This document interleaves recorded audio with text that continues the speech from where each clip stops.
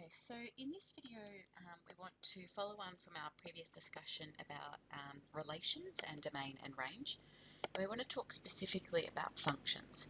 So we already discussed that a relation is anything that can be drawn on a Cartesian plane. That might be one single point, it might be 2 points, it might be 10 points, it might be infinitely many points in the form of a straight line, or in the form of a parabola, or in the form of a hyperbola, or in the form of a square root graph, whatever it might be, a circle. Okay, so anything that we can draw on the Cartesian plane is a relation. Only some relations are functions.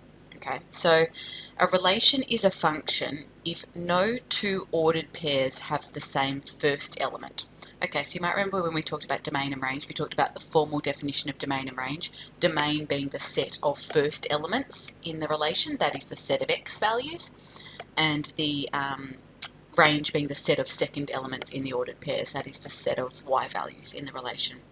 So something is a function if no two ordered pairs, so no two coordinates in that relation have the same first element. So if we have no two coordinates with the same x coordinate.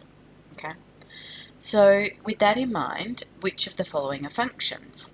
So here we have a relation which is just simply a set of 3 distinct points, and in this we see that all 3 of these points have different x coordinates, and so therefore this one is a function. Okay. This one, in the second one, we see that we have 3 distinct points forming this relation. 2 of these points have the same first element, the same x value, so this one is not a function. Before we get on to the third one, let's just have a think about graphically what would happen if we have a function, or sorry, a relation with 2 elements with the same x coordinate, two coordinates with the same x coordinate. So if you have a quick think about this function here, if you were to plot out this function, it's a relation but it's also a function. If we think about, actually let me just move that down and over because we've only got positive values there. So if we think about sort of 1, 2, 3, 1, 2, 3. Okay, so this relation contains the point 1, 2, the point 2, 2, and the point 3, 2. So they've all got the same y value, but that's okay. The fact that they've got different x values makes it okay. In this second one, which is not a function, this time, we need them both to be made up to 5. So 1, 2, 3, 4, 5, and 1, 2, 3, 4, 5. This time we have the point 2, 4, which is about there, 2, 5, which is there, and 5, 1, which is down here. Okay, so it doesn't matter whether we've got the same y value. This is not an issue here. The fact that we've got 3 distinct separate x values, or not that they're 3 distinct, or that they're distinct, not that there's 3 of them, but they are separate, different x values. No repeated x values means it is a function. This one is not a function because these 2 points, that is these 2 points, have the same x coordinate. So if 2 points have the same x coordinate, they're going to be vertically above each other. Okay, so something isn't a function if you have any 2 points that sit vertically above each other. So if we think about the parabola, which is what we have here, y equals x squared. Okay, oops, sorry. Let's try that again. Y equals x squared. There's no 2 points vertically above each other. So if somehow there was a point here and another point up here, so that they're going to have the same x coordinate, then that would not be a function. But actually, if we were to think about drawing a whole lot of vertical lines through here, we're only ever going to hit the graph at one point, and so therefore there's never going to be 2 points that have the same x coordinate. They're never going to be vertically above each other. So this one is a function. And this graphical idea of what it means when 2 points have the same x coordinate, that if 2 points have the same x coordinate they sit vertically above each other, is how we're going to be able to test for something, whether or not something is a function. And that is, we can use something called the vertical line test. So if we can imagine drawing a vertical line anywhere on the Cartesian plane, if at any point it hits 2 values on the graph, it intersects with the graph with the relation twice, then that means that relation is not a function. Okay, so you might want to imagine you know, rather than drawing infinitely many vertical lines, let me see if I can set this up properly. Oh, sorry, let me draw a different colour so we can see it. So we might want to try and imagine, if we have a vertical line, let me see if I can select it. You sort of imagine like a barcode scanner. If you were to swipe it across your graph, the whole way across your graph, from negative infinity to positive infinity, it should never, at any point, be touching the graph at 2 points at the same time, okay? And if we can imagine sort of sweeping our barcode scanner across the graph, and we're only ever going to intersect with the graph once as we do that, then we know we have a function. So that's going to be our vertical line test. So that's summarised here in the box here. For a relation to be a function, any vertical line drawn to pass through the graph should cut the graph at only 1 point. So if we think about that vertical line test here, let me bring my vertical line with me down over here. And see if we can swipe it along again. Here we have a linear graph. If I were to swipe my vertical line along this graph, okay, right here, we're intersecting, sorry, I didn't mean that. We're intersecting with the graph down here. Keep swiping it, we're intersecting with the graph on the x-axis. Keep swiping it, we're intersecting with the graph here. Here we intersect with the graph at the y-axis, but we're never intersecting with that graph more than once at the same time. Okay, so we are passing our vertical line test. No 2 points are going to have the same x-coordinate, and so this one is a function. Okay, alright, let me grab my line again. Let me make it a different colour again.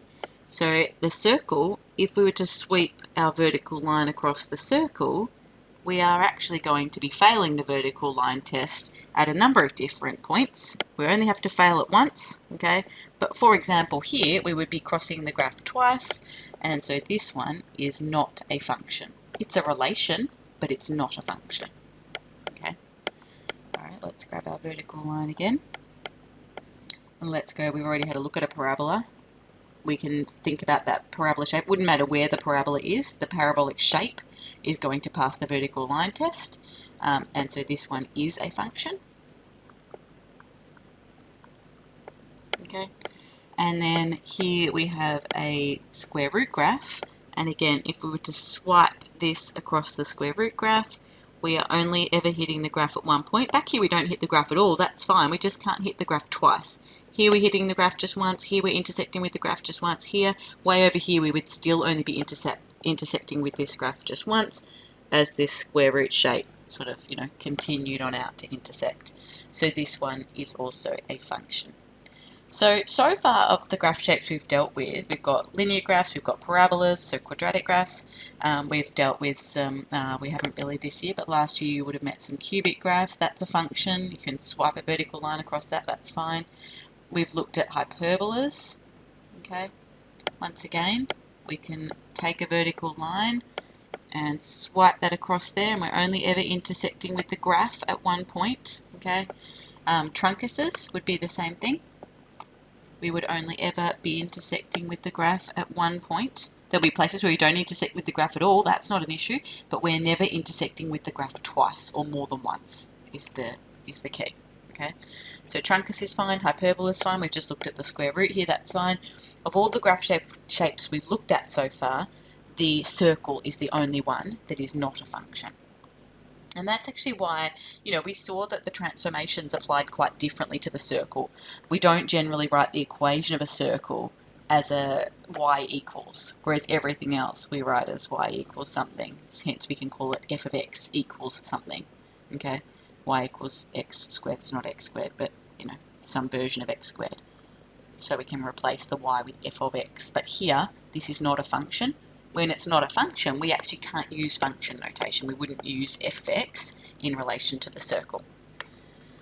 Okay, so then we also want to extend out our function notation. So we've introduced and got an established understanding of this f of x, g of x, the difference between f of 0 versus f of x equal to 0, all those sorts of things. But we want to extend that out to this more formal, full, complete function notation. And that is function notation where we include the domain.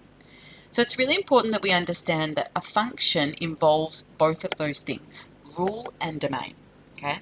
You need to know what are the x values that we're working with here, and what rule am I going to do to them? What am I going to do to turn them into y values, okay?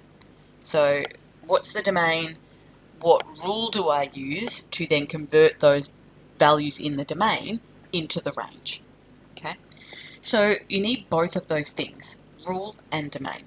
Okay, a function is not fully defined without rule and domain. We'll talk a bit about implied domain. If you omit the domain when you're talking about your function, everyone can safely assume that the implied domain is relevant. Okay, however, the minute you're dealing with something with a restricted domain, you must absolutely state the domain and the rule to fully define the function.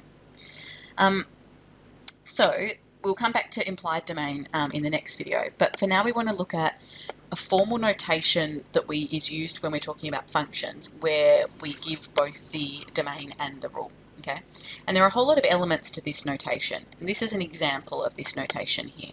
Okay, so let's talk about the bits that are familiar to us.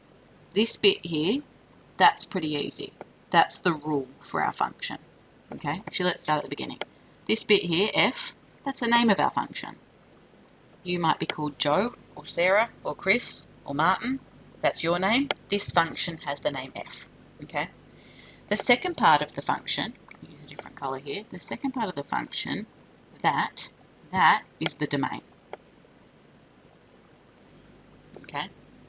So we're going to have a function called f. We use these. This is the input, the domain. Okay.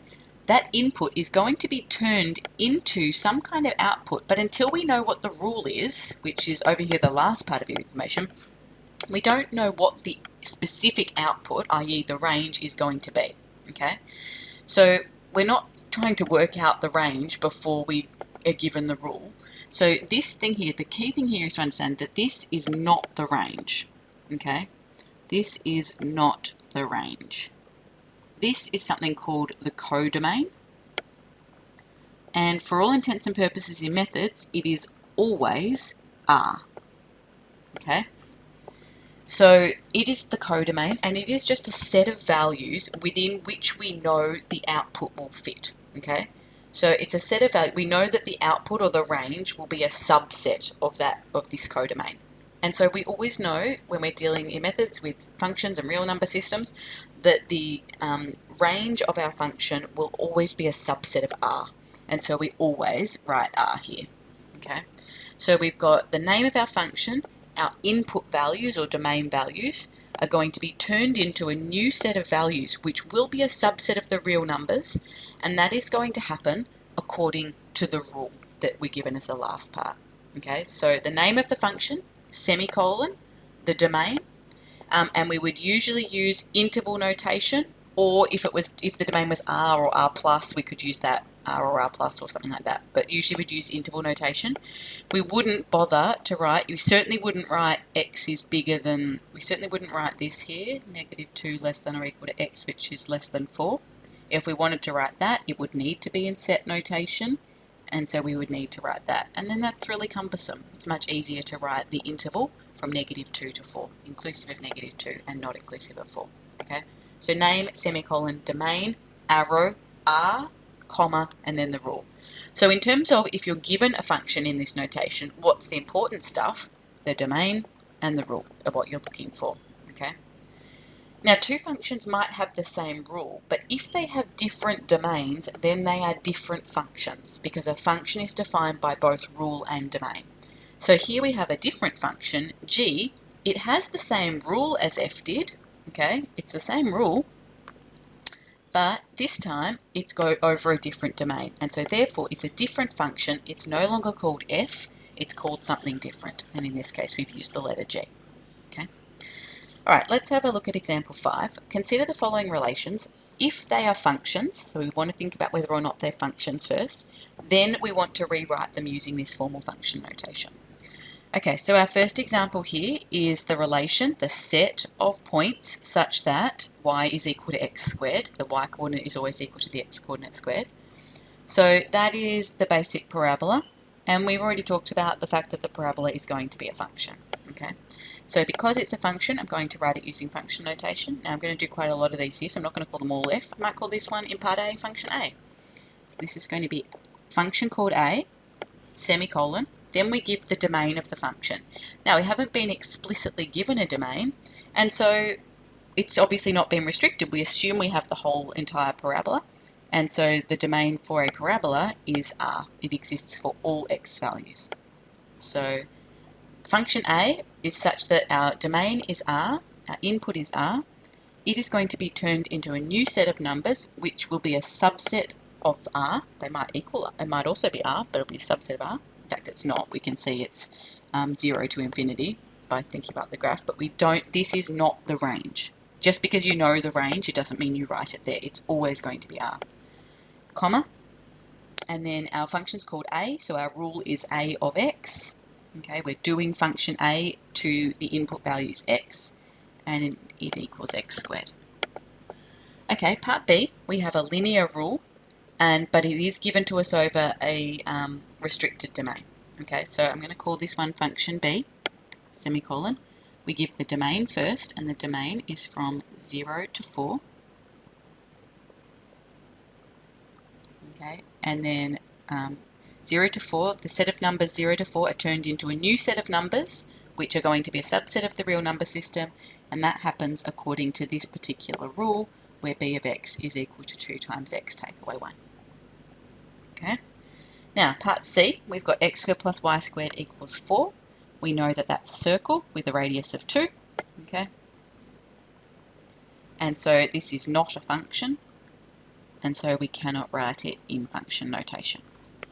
It has a domain, it has a range, it's a relation, but it cannot be written using this notation, a of x, c of x, b of x, f of x, g of x, and so we're not going to attempt to do so. Part D, y equals x squared minus 2x plus 15. So this is a quadratic function where x is bigger than 0. Okay, so we know a quadratic, even if it's not restricted, it's a function, so that's fine. I'm going to call this one D. So function D, such that, now we're not going to write an inequality in here, we're going to use interval notation. So if x is bigger than 0, actually we can write it in two ways. We could write 0 to infinity, or the other way to write 0 to infinity is r plus. Either of those would be fine here. So D is a function such that we take the positive real numbers and turn them into a new set of numbers that are a subset of R, such that, according to the rule, d of x equals x squared minus 2x plus 15. Okay, E, it's a hyperbola. Okay, so a hyperbola translated to the right by 3, so it looks something like that. So a hyperbola is going to be a function. It would pass the vertical line test. That's x equals 3. So I'm going to call this, I'm not going to call this E, because E, we haven't met E yet, but E has its own mathematical value. It's 2.718. So I'm not going to use E, I'll use a different letter here. We've got F here, so I might use G in this question. So I'm going to call this function G. Its name is G, such that, now we need to think about the domain. So the domain of this function exists all the way back here, and then we have this little break. It doesn't exist there at that point, but then it exists everywhere after that. So the domain of the hyperbola is all the real numbers except for negative 3. Sorry, except for positive 3. Sorry, I've drawn my graph wrong, haven't I? We've gone to the left by 3. Let me just move that y-axis instead. So it's x equals negative 3. Sorry. So left by 3, so it is, the domain is all the real numbers except for negative 3. Okay, and that's the best way to write that notation. You could write a union of two sets, negative infinity up to 3, union 3 up to infinity, but that's pretty cumbersome. When you're just excluding one value, it's easier just to exclude the one value from R, and that's fine as notation in this function notation. So G such that we've taken all the real numbers except for negative 3 and turning them into a new set of numbers that are a subset of R, and we're doing that according to the rule G of x equals 1 on x plus 3. Okay, and then F is the square root graph, no translations at all, so it's just that there. So I'm going to call it function F. Its domain, it has a implied restricted domain. The domain is not R. It only goes from 0 to infinity. It includes 0 though. So 0 to infinity is our domain. That's going to be those numbers in the domain are all going to be turned into a new set of numbers that are the range, and they fit into all the real numbers, the real number set. So our codomain is R, it's always R, and that happens according to the rule f of x equals root x. Instead of that, you could also write R plus union 0, but personally for me, that's preferable to that. This is pretty horrible. It's wrong. It's perfectly correct. You can write it, but I would choose 0 to infinity inclusive of 0. Okay, so then we might have, as we said, if we have the same rule but a different domain, we have a different function. So we can restrict the domain of a function. So for example, here we've got the function f of x equals x, where x is an element of R. So we've got the entire linear graph with a gradient of 1. It's going on and on forever with no restriction. Okay. Here we have the same rule, g of x still equals x, so it's the line y equals x, but we only want to look at it over this domain. So when x goes from -2 to 2, which means we are only interested in this part of the graph here. Now, endpoints are important when we start to restrict our graphs. -2 is included, so we know if that point is included, it needs to be a solid circle. This is a solid circle. If your graph stops at any point, it must be clear what the coordinates of that point are, where it stops, the endpoints, and whether that point is included or not. Okay, and so that's why I hate, if you're drawing a graph and you just draw a parabola that goes like this, my question is, why is it stopping here? Is that an included point or a not included point? Or did you not mean it to stop at all? And in which case, if you didn't mean it to stop at all, make sure it extends right to the edge of the imaginary box that you have drawn with your axes. Okay, there should be no reason for it to stop in the middle of nowhere without that point being clearly labelled with coordinates and without the point actually being clearly drawn as a solid or a hollow circle. In part H, we've got the same, sorry, not part H, looking at h of x, it's the same rule, but we've called it something different because it's over a different domain. And so we're looking at the function h of x, where x is an element of 0 to infinity inclusive of 0. So we're only where x is 0 to infinity, okay, and so therefore the graph including 0 but continuing on. Okay, so we're just looking at it over this domain, including at 0. Here we were just looking at it over this domain, including both those endpoints. Okay, anything outside of that domain, we don't draw. Okay, so for example, we want to sketch the graph of f, where this is the domain and this is the rule. Okay, so we're looking at the graph of y equals -1 on x, okay, which is a hyperbola reflected in the x-axis. So I'm just going to draw a rough sketch for now while we think about it. Don't draw this in just yet. We reflect a hyperbola in the x-axis. It goes down here and up here. But we only want to look at this over this domain. Okay? So not when x equals 0, so not along that point, but up to when x equals 5. Okay? So we're only looking at it in this window here. So anything outside of that is not going to be drawn. So we're going to have this extending down as far as we want down there because it's an asymptote at 0. And then it includes 5, so there's going to be an included point there, and we're going to need to work out the coordinates of that point. Okay, so when x is equal to 5, okay, f of 5 is equal to, in fact I don't need to write that with the function notation, it's one of the beauties of function notation. It's quick and easy to articulate substitutions, so f of 5 is -1 on 5. So that point there is the point 5, -1/5, and it's a clearly included circle as indicated by, oh sorry, didn't mean to get rid of the x-axis, as indicated by the solid circle. Okay. The asymptote in this case is the y-axis, so we don't need to label it with a dashed line. It's just going to be hard for me to erase it there. You can, but you don't need to. Okay, and so there is our graph. Endpoints always labelled with coordinates at the point. Please don't mark 5 and -1/5 here. It's a bit ambiguous, you know, unless you've drawn it perfectly right. Oh, hang on, my point's actually a bit above -1/5. Okay, so don't, no ambiguity by actually labelling the coordinates of the point at the point. Sorry, just getting rid of that. Okay, so that's my graph there. Oh, last thing, sorry, we didn't finish off. So the last part was to state the range.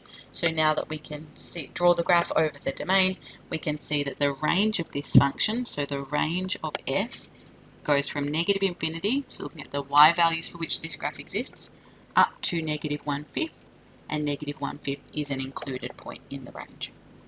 So that will be our range, and there's our graph. Okay, this little box here really just talks about working with function notation using your CAS, and we'll look at this through various application problems throughout the year. But one of the most powerful ways you can work with your CAS is to make use of function notation. So you might choose to define a function yourself. So if you're going to be doing a question where you need to do lots of things with the same function, you might start off by defining a function. I don't know, maybe it's the height of a tennis ball over time, and maybe it is, I'm just completely making up an equation here, maybe it is what do I want to make it, 18t minus 4.9t squared, for example. I'm just making it up. And maybe we want to know the initial height of the tennis ball, so that is when t equals 0. So we work out h of 0, and we might want to know the height of the tennis ball after 3 seconds, and so we work out h equals, my apologies, we work out h of 3, and the height of the tennis ball after 3 seconds is 9.9 meters, and we might want to know when the tennis ball returns to the ground, and so we might want to find the x-intercepts of that parabola and solve it equal to 0 for t, and we find that it'll hit the ground again after 3.67 seconds. We might want to know the maximum height the tennis ball reaches, in which case we might complete the square for this function, comma t, and we get it in turning point form, and it's a little bit messy, but if we rearrange it, we can see that it's negative 4.9 times t minus 1.84 squared plus 16.53, so the turning point is at 1.84, 16.53, so the maximum height the tennis ball reaches is 16.53 meters after 1.84 seconds. And so you should never, ever, ever be retyping that equation more than once. Okay, that original function, define it first, and then you can use it.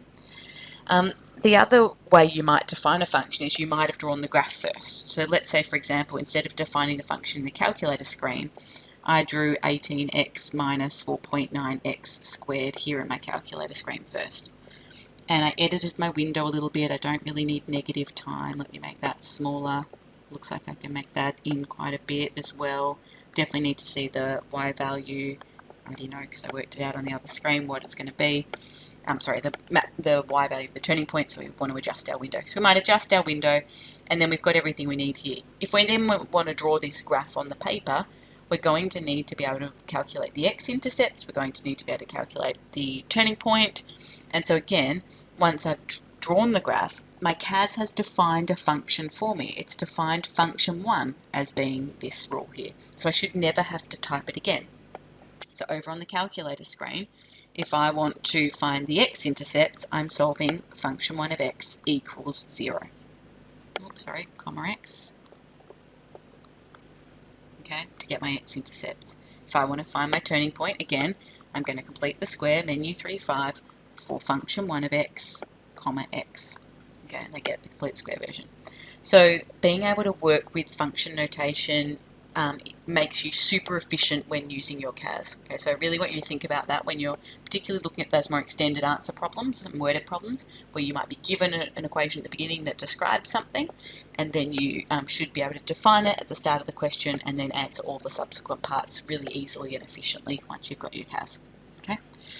Alright, so the work here looking at what makes something a function, identifying things as being functions or not being functions, using that formal function notation, and also sketching some graphs with restricted domains, exercise 5C.